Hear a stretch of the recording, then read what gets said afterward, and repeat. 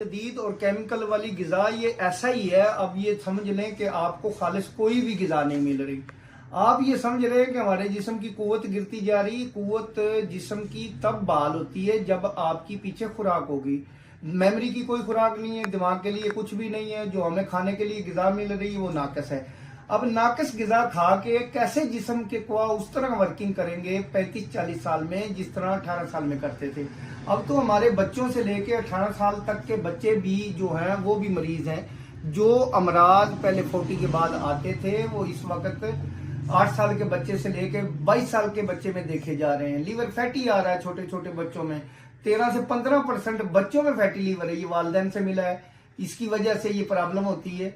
ये ऐसी बहुत सी चीजें हैं जिनके लिए हुक्मा को देखना पड़ेगा और मरीजों को इलाज के लिए एक्सेस यानी टाइम देना पड़ेगा ताकि आप वक्त दें, अपनी जो मर्ज है उसका इलाज हो जाएगा। ऐसा